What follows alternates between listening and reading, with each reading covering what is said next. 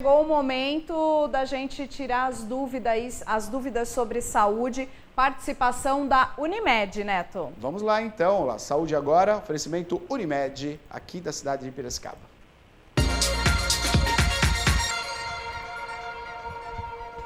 E olha só, nós já estamos aqui conectadas com a doutora Luciane Furlan. Tudo bem, Luciane? Doutora, como vai?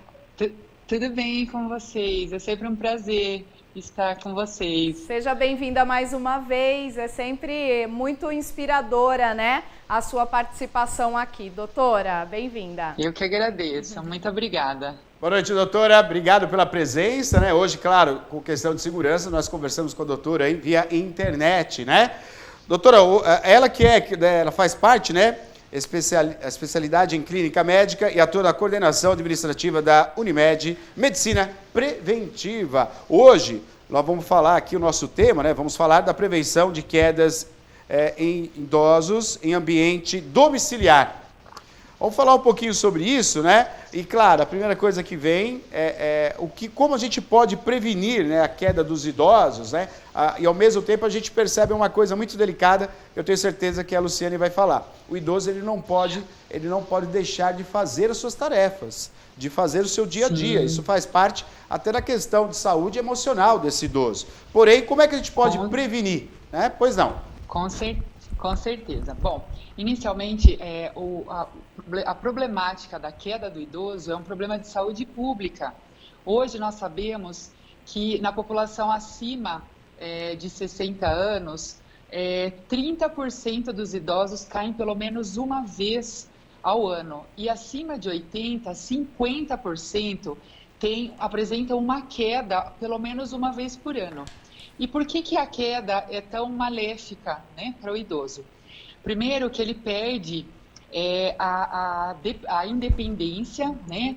Aumenta a taxa de doenças associadas. Um idoso que cai e fratura aumenta muito a mortalidade. Nós temos muitas doenças associadas, né, depois de uma queda.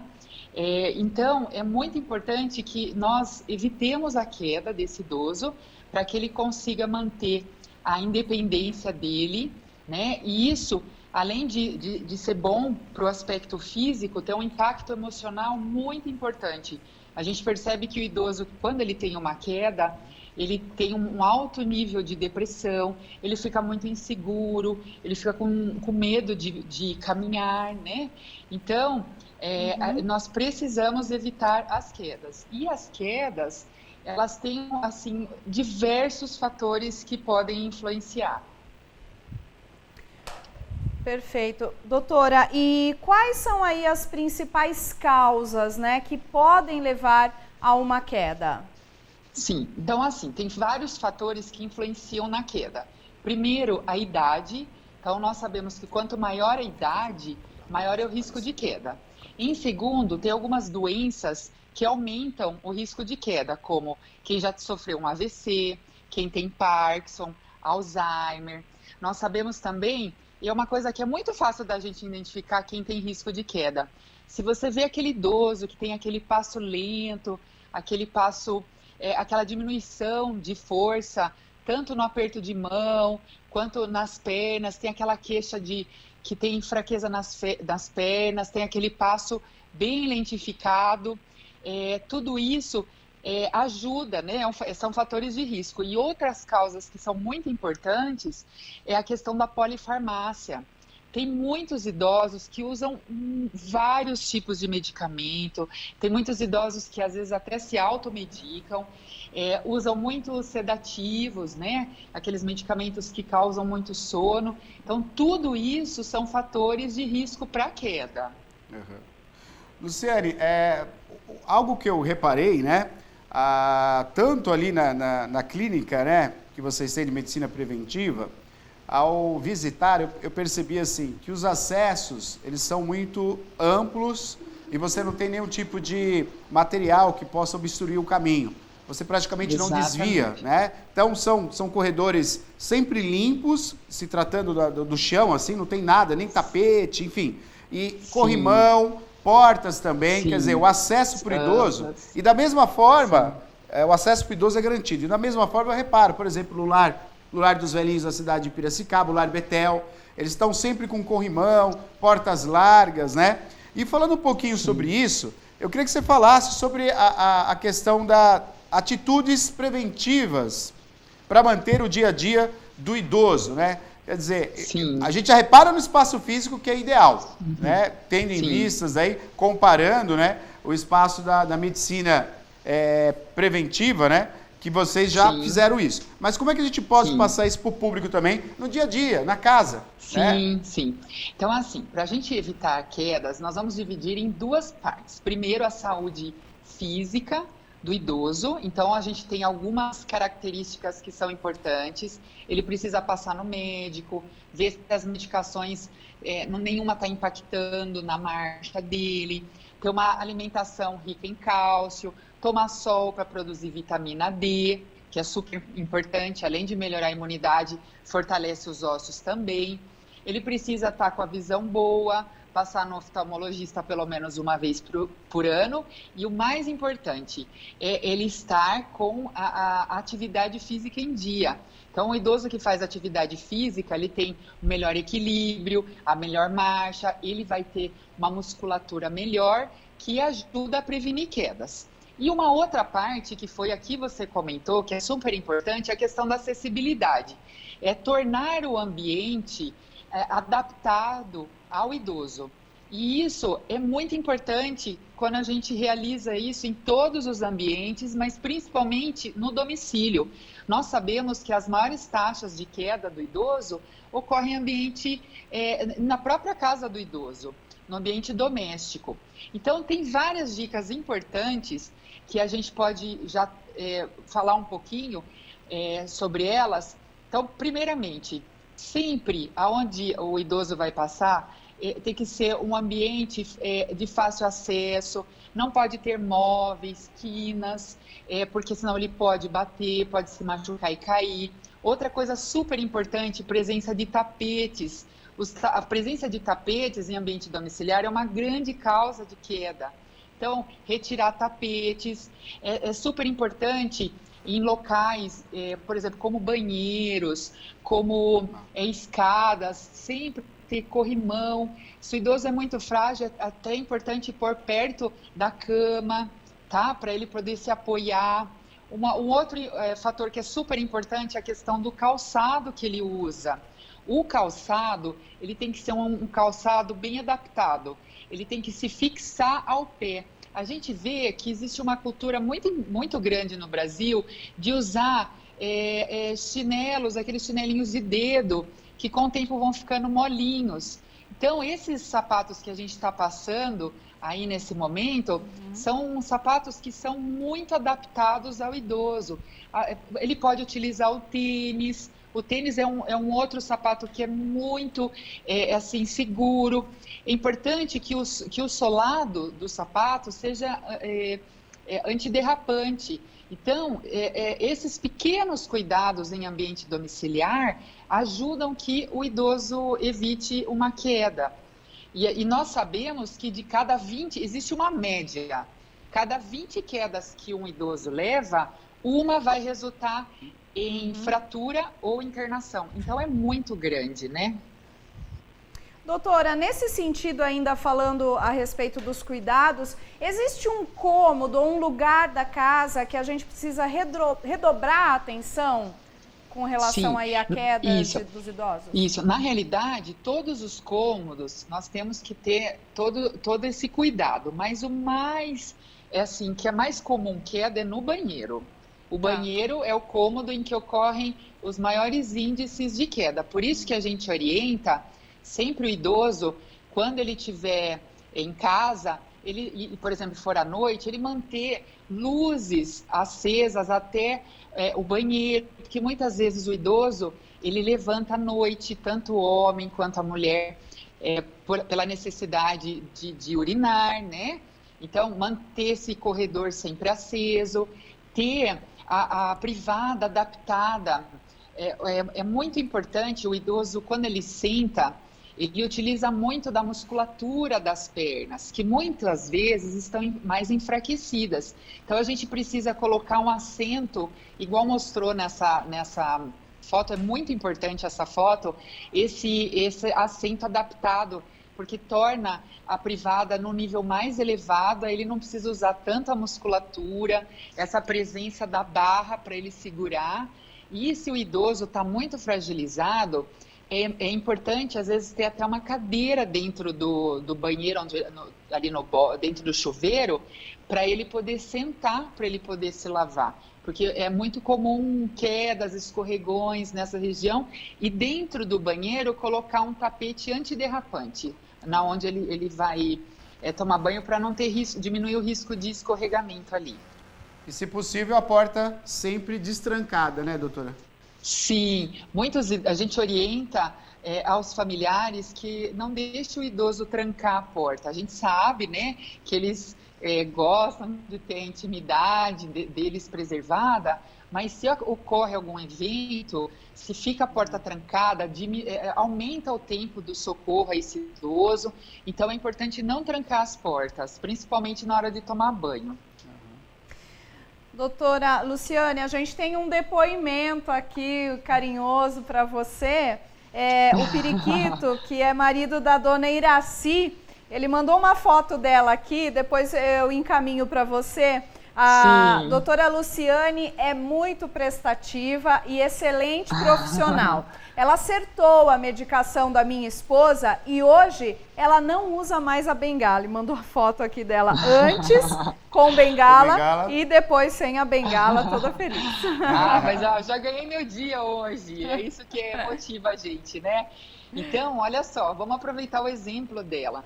Num ajuste de medicamento, numa orientação de alimentação rica em cálcio, em proteínas para fortalecer a musculatura, como carne, ovo, e no ajuste do medicamento associado à atividade física, a gente consegue reverter. Olha, ela andava com instrumento de marcha, ou andador, ou às vezes bengala, e hoje ela já caminha sem auxílio desses instrumentos. Então, isso para a gente é muito gratificante. Restabelecer a autonomia, né, do idoso. Verdade. Agora, Luciane, para a gente até ter uma orientação, né, como convencer? Porque a gente sabe que tem idosos, né, que acabam não querendo, né, não deixa que eu quero ficar sozinho, né. A gente sabe que é muito complicado, chega um período da vida que a gente necessita do próximo, né? E o próximo são os filhos, às vezes é um irmão, né? E às vezes você tem que morar na casa do irmão ou na casa de um dos filhos para ter cuidados, né? E a gente sabe que esse é um momento muito delicado, né? Falando um pouco sobre isso, como a gente pode, por exemplo, eu não vou dizer convencer, mas como a gente pode orientar, né, para poder evitar quedas e, ao mesmo tempo, né, não ser tão invasivo na intimidade desse idoso, né? Porque são dois momentos da vida, isso eu ouvi um idoso que falou para mim, falou, olha, quando a gente é criança, a gente obedece aos pais, pela educação, pela segurança, né? Então a gente obedece. E aí quando a gente chega na idade mais avançada, o idoso, ele tem toda a experiência da vida, ele criou, por vezes, até os filhos, né? E aí ele não consegue colocar nessa condição de ser controlado pelo filho. Mesmo uma situação como essa, mesmo quando acontece até mesmo um acidente, né? Como tratar isso, doutora? Como é que a gente consegue tratar isso dos filhos para os idosos, por exemplo? Sim, os pais. Nós precisamos muito conversar com o idoso e entender a realidade, né? Que nós saímos do momento em que a gente tem total autonomia, domínio da nossa própria vida e das nossas decisões, e por vários motivos nós podemos nos tornar dependentes, né? Principalmente um idoso mais fragilizado. Então, é importante esse suporte, esse apoio familiar. Né? Quando o idoso ele se sente abraçado, acolhido pela família, com muito amor, com muito carinho, essa transição, apesar de sempre ter um pouco de impacto para ele, ela é mais tranquila. E é uma coisa que a gente sempre conversa com os idosos. Nessa vida, nós somos dependentes uns dos outros. Nós sempre precisamos. Eu sempre dou um exemplo. Por exemplo, em relação aos filhos. Quantas vezes esse idoso, quando o filho estava com febre, doente, não cuidou, não abriu mão de tantas coisas, não batalhou. Então, no momento foi o filho que precisou. E nesse momento, agora, é o idoso que precisa. E isso é sinal de amor, é um cuidando do outro. Então, é importante a gente, como família, estar sempre mostrando para o idoso que muitas vezes, quando ele se torna muito fragilizado, é importante que a família acolha, assuma o cuidado. Muitos idosos vêm morar com a família, mas com um ato de amor, de atenção, né? Para ele poder não ter nenhuma consequência. E com o tempo eles vão se adaptando, porque o amor contagia, né? Então ele passa a se adaptar. Nós, seres humanos, nós temos uma capacidade de adaptação muito grande a tudo na vida. Então ele passa a se adaptar à nova realidade também. É isso. Verdade. Aí. Doutora, falando em nova realidade, né? Que estamos todos passando aí por um ano totalmente atípico para todos, né? Como que a Unimed, né, Medicina Preventiva, está tratando também esse tema da pandemia, da quarentena, né, do isolamento social? Como que está sendo passado isso para os seus beneficiários, doutora? Sim.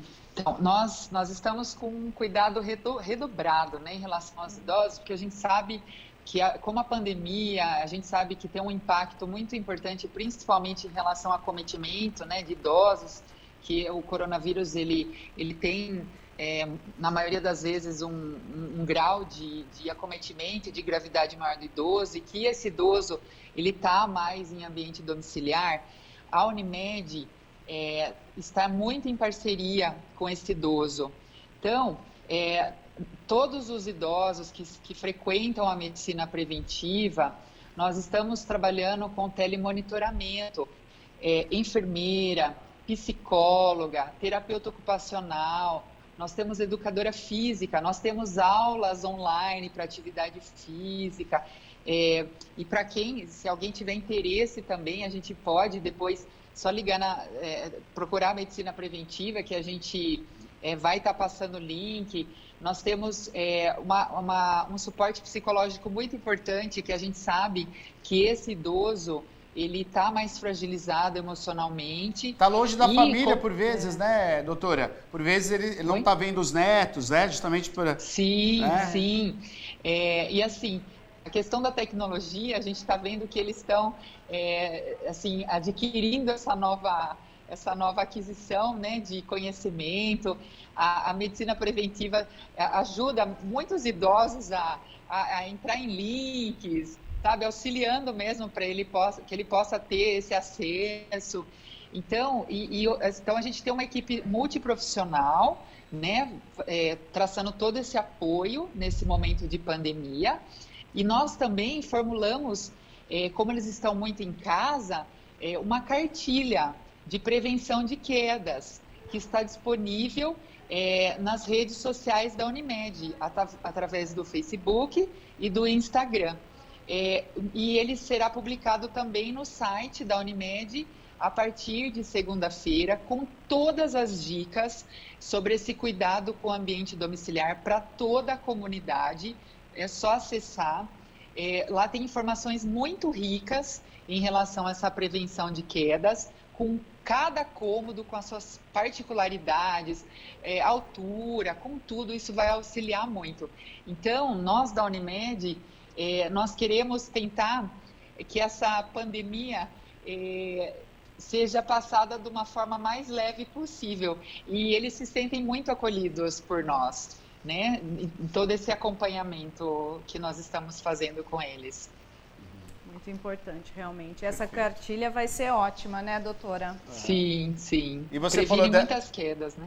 Você falou da internet, isso é muito bom, porque a gente vê as reuniões de famílias sendo feitas pela internet, e é algo a mais que, né, o idoso ele aprende a dominar também, né? É algo a mais para conquistar. E a gente vê essa Sim. participação, isso é muito legal, muito bonito, né? Sim, com bom. certeza. Luciane, muito obrigado, viu, pela sua participação. Imagina, Medicina eu que Preventiva. agradeço. Muito obrigado. Um abraço a toda a sua equipe excelente aí, que a gente, em breve, possamos novamente ter o espaço físico, ter esse contato, né? Que é muito importante, a gente sabe o resultado que dá sendo feito por vocês aí, tá bom? Exatamente. Eu agradeço e um abraço a todos. Obrigado para você também. Obrigada, Tudo de bom, doutora. excelente final de Tchau, semana. tchau, até mais. Tá aí, você acompanhou então Saúde Agora, oferecimento Unimed Piracicaba.